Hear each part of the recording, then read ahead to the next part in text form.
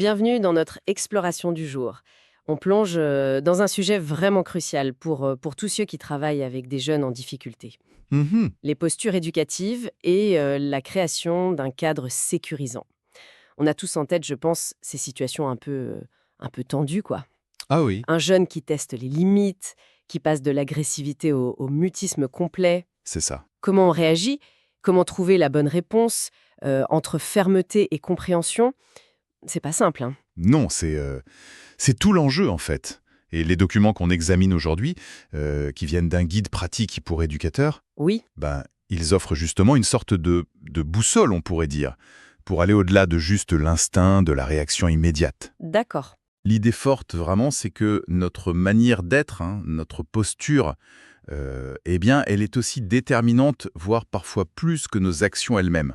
Ah oui, Oui, pour la qualité de la relation éducative. attention, ce sont pas des recettes miracles, hein. Non, bien C'est sûr. plutôt comment dire, des attitudes réfléchies, une pratique professionnelle. Et ce que je trouve intéressant, c'est que ce n'est pas juste une affaire individuelle, n'est-ce pas? Non, pas du tout. Le guide insiste beaucoup sur le cadre collectif. Il le décrit même presque comme un outil thérapeutique en soi. Tout à fait. J'aime bien cette image qu'ils utilisent, les parois de la piscine. Oui, elle est parlante. Elles donnent une forme à l'eau, et ben ce cadre, il donne une structure, une forme rassurante à l'accompagnement. Surtout pour des jeunes qui ont souvent manqué de repères stables, fiables. Exactement. C'est un contenant nécessaire, indispensable même. Notre mission aujourd'hui, alors c'est un peu de décortiquer tout ça, Oui, d'identifier les postures fondamentales, de comprendre comment on bâtit ce fameux cadre structurant, hmm. qui doit être à la fois solide, ferme, mais aussi humain, bienveillant. Passer de la réaction un peu spontanée à une intervention plus consciente en somme. Voilà, c'est ça l'idée. Alors, allons-y, entrons dans le vif du sujet.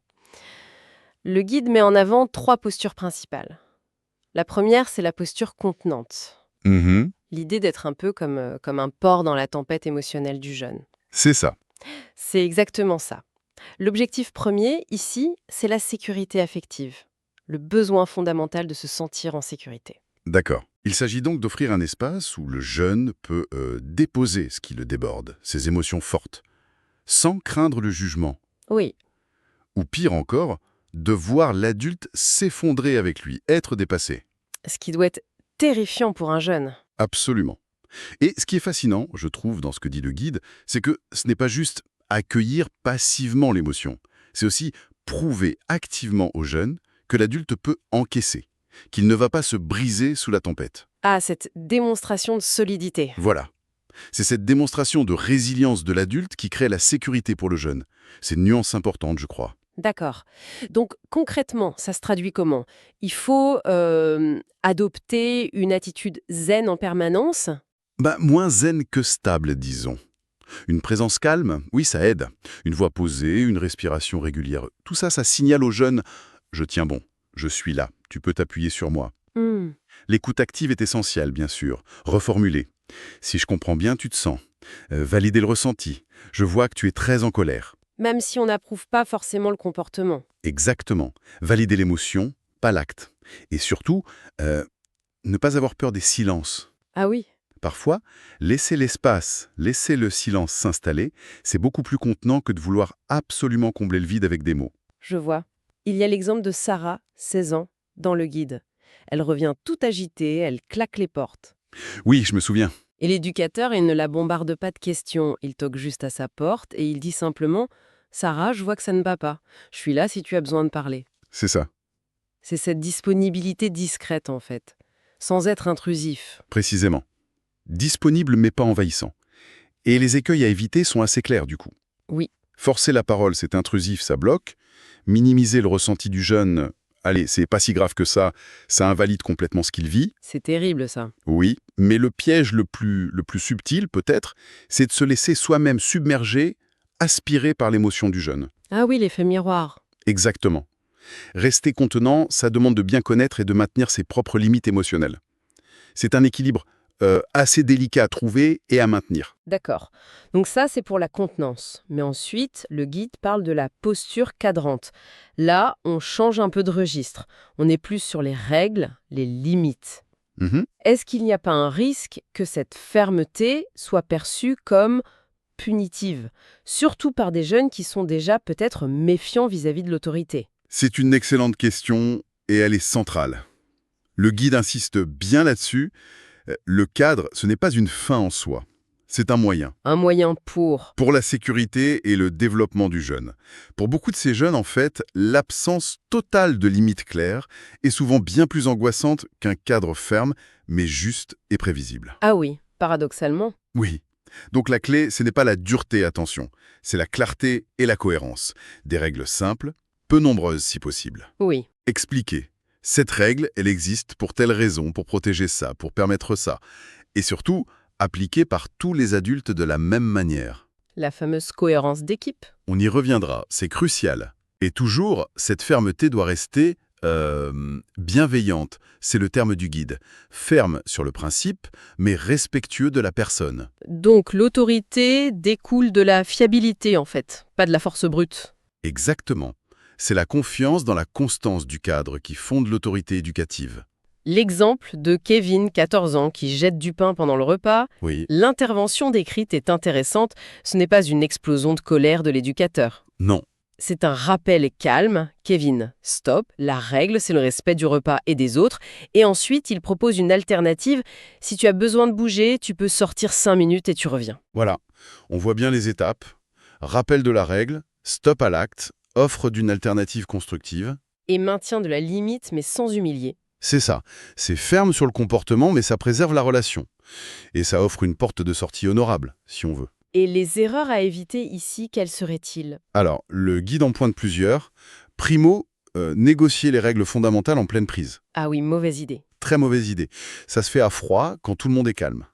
Secondo, poser des limites sous le coup de sa propre colère. On risque d'être injuste, disproportionné ou incohérent.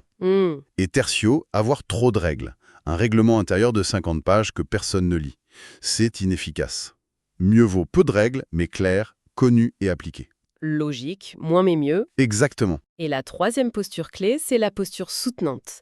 Celle qui regarde vers l'avenir, qui pousse vers l'autonomie. Oui, c'est celle qui répond aux besoins tout aussi fondamentaux de reconnaissance et d'estime de soi. L'idée, c'est de porter avec le jeune. Porter avec. Oui, l'aider à mobiliser ses propres ressources, à croire en ses capacités. L'accent est mis sur la valorisation des efforts, du processus, pas seulement du résultat final. C'est important ça. Oui, dire « je vois tous les efforts que tu as faits pour y arriver », c'est souvent beaucoup plus puissant pour la confiance en soi qu'un simple « bravo, tu as réussi ». Ça demande d'être un bon observateur alors, de repérer les petites avancées, les compétences qui émergent, même discrètement. Absolument, c'est un travail d'observation fine, identifier et surtout nommer les compétences. Tu as réussi à écouter Paul jusqu'au bout, même si tu n'étais pas d'accord. Ça, c'est une vraie capacité d'écoute. Donner des exemples concrets? Voilà. Regarde le chemin que tu as parcouru depuis ton arrivée ici sur ce point précis. C'est aussi proposer de l'aide, mais sans faire à la place du jeune. Ah, le fameux piège de vouloir trop aider. Oui, c'est un réflexe fréquent, souvent bien intentionné, mais qui peut déresponsabiliser à terme. Il faut trouver le bon niveau d'aide, le bon niveau d'exigence aussi. C'est-à-dire? Ni trop bas pour ne pas infantiliser le jeune, ni trop haut pour ne pas le mettre systématiquement en échec et le décourager. C'est un ajustement permanent. Le cas de Lisa, 17 ans, qui rate son code de la route 2 fois. Oui, il est touchant. Elle veut tout laisser tomber. Et l'éducateur, il ne minimise pas sa déception. Il dit « Oui, je comprends, c'est dur d'échouer. » Il valide l'émotion d'abord.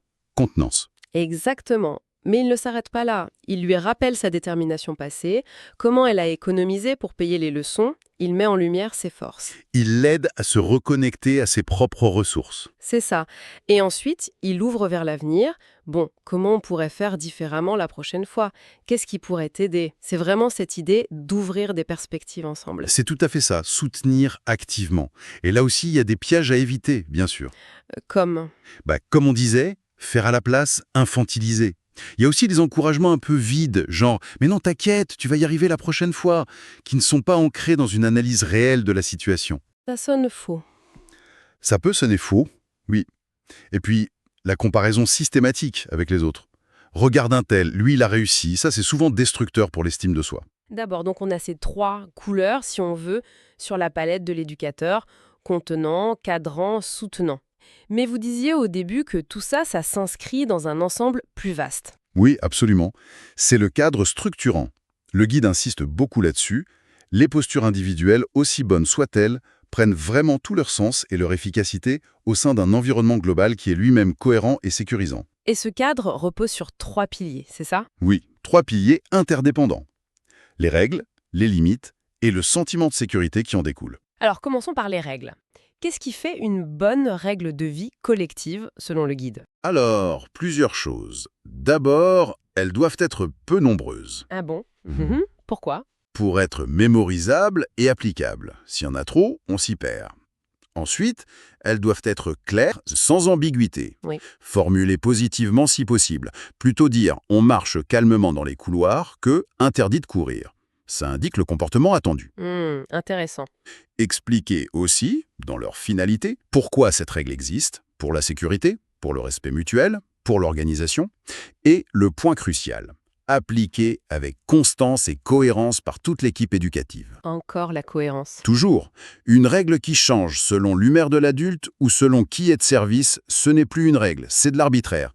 Et ça, c'est très insécurisant pour les jeunes. Je comprends. Et les limites alors? Quelle est la différence avec les règles? Les limites, c'est plutôt le non négociable, ce qui protège l'intégrité physique et psychique de chacun, et aussi l'intégrité du groupe. Par exemple? Typiquement, pas de violence physique, pas d'insultes racistes ou sexistes, pas de mise en danger. Ce sont souvent des interdits fondamentaux. Elles tracent vraiment les frontières à ne jamais franchir. Donc si les règles organisent la vie à l'intérieur du cadre. Les limites en sont les murs porteurs, si vous voulez. Et la transgression d'une limite fondamentale doit entraîner une réaction claire, immédiate et concertée de l'équipe, parce que c'est la sécurité de tout ce qui est en jeu. D'accord. Et tout ça, les règles claires, les limites fermes, ça crée la sécurité. C'est donc plus un résultat, une conséquence, qu'un ingrédient de départ? C'est exactement ça. La sécurité, ce n'est pas quelque chose qu'on décrète. C'est un sentiment qui naît chez le jeune quand il perçoit que l'environnement est prévisible, juste et protecteur. Prévisible. Oui. Savoir à quoi s'attendre. Savoir qu'il peut exprimer ses émotions fortes sans que tout explose autour de lui, grâce à la posture contenante. Savoir quelles sont les attentes et les interdits, grâce au cadre clair. Et savoir qu'on va l'aider à grandir, à développer ses compétences, grâce au soutien. Et c'est cette sécurité-là qui permet de baisser un peu la garde. Exactement. De sortir de la survie psychique permanente. C'est ça qui permet d'oser essayer de nouvelles choses, de prendre des risques mesurés, d'apprendre de ses erreurs sans se sentir anéanti. C'est la base de l'apprentissage et du développement. Mais alors, comment on construit ça concrètement, ce cadre? Surtout quand on est une équipe avec des éducateurs qui ont peut-être des sensibilités, des styles un peu différents. C'est le défi. Le guide propose des pistes concrètes. D'abord, impliquer les jeunes eux-mêmes, quand c'est pertinent et possible, dans l'élaboration ou l'ajustement de certaines règles de vie. Ah oui. Oui, ça favorise l'appropriation. S'ils ont participé à définir une règle, ils sont plus enclins à la respecter. Ensuite, mettre en place des rituels. Des rituels? Oui, des choses qui structurent le temps et les interactions. Les repas pris ensemble à heure fixe, les temps de parole réguliers, les bilans individuels programmés, même la façon de marquer les arrivées et les départs. Ça donne des repères stables. Exactement. Prévisible, rassurant. Mais le point absolument fondamental, j'insiste, c'est la cohérence de l'équipe. On y revient. Le nerf de la guerre, j'ai l'impression. C'est ça. Un cadre qui change selon l'adulte présent, selon qu'on est lundi ou vendredi, selon qu'il fait beau ou qu'il pleut, ça perd toute crédibilité et toute valeur structurante. Et ça doit être épuisant pour les jeunes de devoir décrypter en permanence. Épuisant et anxiogène. Donc, ça demande quoi, Sam? Des temps de concertation réguliers et efficaces entre éducateurs. Des outils de communication clairs et partagés, un cahier de liaison qui fonctionne vraiment, des transmissions structurées. Oui. Et une règle d'or absolue. On se soutient mutuellement devant les jeunes, même si on n'est pas d'accord sur le moment sur la décision d'un collègue. Ah, ça, c'est pas toujours facile. Non mais c'est essentiel. Le désaccord, l'analyse de la situation, ça se traite après, en équipe, entre adultes. Jamais devant les jeunes. Ils sont experts pour repérer la moindre faille et s'y engouffrer. C'est vrai. Le guide donne des exemples de règles bien définies, j'ai noté. Comme pour les tâches ménagères, par exemple. Qui fait quoi, quand et qu'est-ce qui se passe si on ne peut pas? Oui, un planning clair, une procédure en cas d'absence ou d'empêchement, ou pour la gestion des conflits entre jeunes, essayez d'abord de régler à deux, puis demander une médiation si ça ne marche pas. ce sont des processus clairs qui évitent l'arbitraire. Oui, ou sur l'usage des écrins, des horaires précis, des règles d'utilisation. Pour les demandes de sortie imprévues, quels délais, quelles conditions. Ça structure sans pour autant rigidifier à l'extrême, c'est ça? Voilà. Le cadre doit être solide, fiable, mais pas une prison non plus. Il doit y avoir une certaine souplesse possible, pensée et encadrée. D'accord. Malgré tout ça, des erreurs arrivent, c'est humain.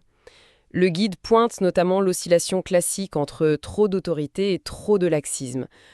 Comment on trouve ce juste milieu, cette fermeté bienveillante? C'est un équilibre dynamique, pas un point fixe.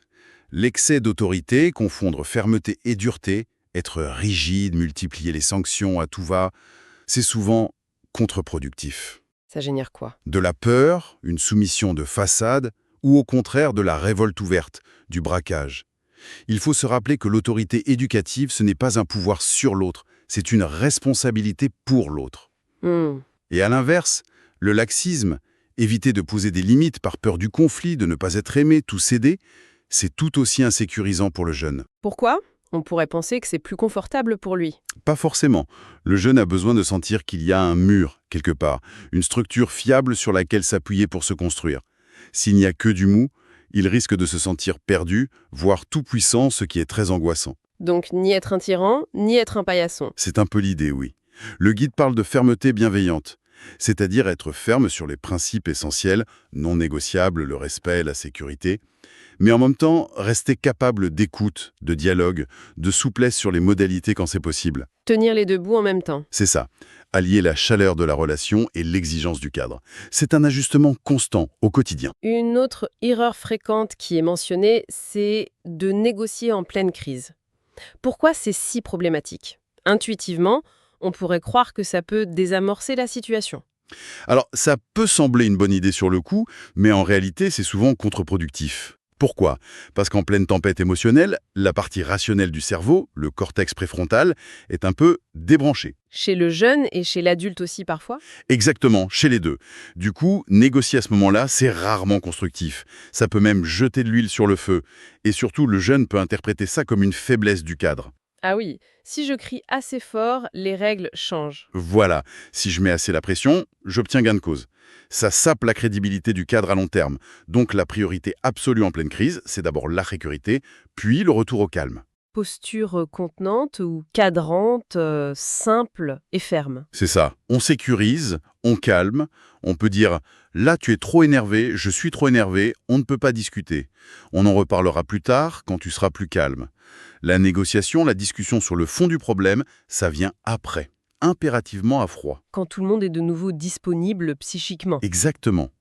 Et d'ailleurs, ces temps de discussion a posteriori, pour analyser ce qui s'est passé, sont hyper importants pour l'apprentissage du jeune. Oui, bien sûr. Et on en revient à l'incohérence entre éducateurs que vous avez déjà souligné comme un point vraiment critique. Oui, c'est le talent d'Achille de beaucoup d'équipes, malheureusement. Si les règles, les limites, les conséquences varient d'un adulte à l'autre, le cadre perd toute sa valeur structurante. C'est simple. Les jeunes ne savent plus à quoi s'attendre. Non. Ils peuvent se sentir traités injustement, pourquoi avec lui j'ai droit et pas avec elle, ou alors ils apprennent très vite à manipuler les différences, à jouer un adulte contre l'autre. Ce qui crée des tensions dans l'équipe en plus. Énormément. Donc la coordination, la communication et la solidarité au sein de l'équipe, c'est pas un luxe, c'est la base de tout, c'est vital. Le guide suggère même une sorte de checklist mentale à faire avant d'intervenir dans une situation un peu chaude. Oui, c'est un outil intéressant. Se poser la question, quel est le besoin prioritaire du jeune, là maintenant? Quel est son état émotionnel réel? Quel est l'enjeu principal de la situation? Et aussi, quelle est ma propre disponibilité intérieure? Est-ce que je suis calme, centré? C'est très pertinent. Ça aide à choisir consciemment la posture la plus adaptée, contenante, cadrante, soutenante, plutôt que de réagir en pilote automatique sous le coup de sa propre émotion ou ses habitudes. Ça favorise la réflexivité. Prendre ce petit temps de recul. Même quelques secondes. Et il y a un dernier point, qui est abordé un peu plus rapidement dans le guide, mais qui est essentiel, c'est la question de la juste distance éducative. Ah oui, ni trop près, ni trop loin. C'est ça. Ni fusion émotionnelle avec le jeune, ni froideur distante et indifférente. Trouver cette bonne distance, ça semble être un équilibre assez précaire, non? C'est un travail constant, oui. Une vigilance de tous les instants. Il s'agit d'être impliqué émotionnellement, bien sûr, d'être empathique, mais sans se laisser submerger, sans confondre son rôle avec celui d'un parent, d'un sauveur ou d'un ami. Pourquoi c'est si important, cette distance professionnelle? D'abord, elle protège l'éducateur lui-même de l'épuisement émotionnel, du burn-out. Et ensuite, elle permet au jeune d'avoir en face de lui un adulte référent qui est fiable, stable, sur qui il peut compter, mais sans crainte d'intrusion affective ou, à l'inverse, d'abandon si l'affectif devient trop intense. C'est un repère stable, justement. Voilà. Donc il faut être attentif aux signaux d'alerte chez soi. Le favoritisme, le fait d'être personnellement blessé par le rejet d'un jeune, ou au contraire une forme d'indifférence qui s'installe. Et comment on maintient cette juste distance? En prenant soin de sa propre vie personnelle, de son propre équilibre, en utilisant les espaces de parole et de supervision professionnelle, en se rappelant régulièrement son rôle spécifique et ses limites. C'est un travail continu. D'accord, bon, si on essaye de synthétiser un peu tout ça. On a donc ces trois postures, contenante, cadrante, soutenante, qui sont comme des outils dans la boîte de l'éducateur. C'est une bonne image, oui. Des outils à mobiliser intelligemment en fonction de la situation, du besoin du jeune à l'instant T. Un véritable art du jonglage, en fait. Tout à fait. Et cet art, il s'exerce de manière beaucoup plus efficace à l'intérieur d'un cadre structurant global. Un cadre qui est solide, clair, mais appliqué avec bienveillance et surtout avec cohérence par toute une équipe. C'est vraiment cet équilibre entre la sécurité offerte par le cadre et le défi proposé par le soutien qui favorise le développement du jeune. Exactement. C'est dans cet espace sécurisé mais stimulant qu'il peut grandir. Donc, si on devait retenir quelques points clés de cette exploration, ce serait quoi? L'importance d'adapter toujours l'approche à chaque jeune, à sa singularité. Oui, absolument. Pas de recette unique. Prendre le temps d'observer, de comprendre, avant d'agir. La nécessité absolue de la cohérence d'équipe, on l'a beaucoup dit. Fondamental. Le travail sur la cohésion et la communication de l'équipe. Et peut-être aussi le besoin pour l'éducateur de prendre soin de lui-même pour pouvoir tenir dans la durée et rester disponible. Essentiel pour maintenir cette juste distance et cette capacité à être contenant, cadrant et soutenant de manière ajustée. Le guide le rappelle bien d'ailleurs. Cette compétence éducative, ce savoir-être, ce n'est jamais acquis une fois pour toutes. Non, ça s'affine avec l'expérience, bien sûr, mais aussi avec la réflexion partagée en équipe, la formation continue, la capacité à se remettre en question. C'est un processus permanent. Et tout ça, ça ouvre une question intéressante, peut-être pour aller un peu plus loin que le guide. Ah oui, ouais. Laquelle? Au-delà des techniques, des postures, des cadres, qu'est-ce qui permet concrètement de maintenir vivante cette flamme, cette capacité à rester créatif, réflexif et vraiment connecté à l'unicité de chaque jeune qu'on accompagne? Jour après jour, même face à des situations qui sont parfois très difficiles, très éprouvantes ou très répétitives. C'est une très belle et très profonde question. Comment on cultive cette flamme professionnelle, justement, cette adaptabilité constante, cette fraîcheur du regard, dans un métier qui est si exigeant émotionnellement, humainement? Oui. Qu'est-ce qui nous ressource? Qu'est-ce qui nous permet de tenir bon sans devenir cynique ou épuisé? C'est une vaste question qui dépasse sans doute le cadre de ce guide très pratique, Oui. mais qui est absolument essentielle pour la pérennité de l'engagement éducatif et pour la qualité de l'accompagnement qu'on offre. Une belle piste de réflexion en tout cas à emporter avec soi après cette discussion. Merci beaucoup pour cet éclairage très riche. Merci à vous.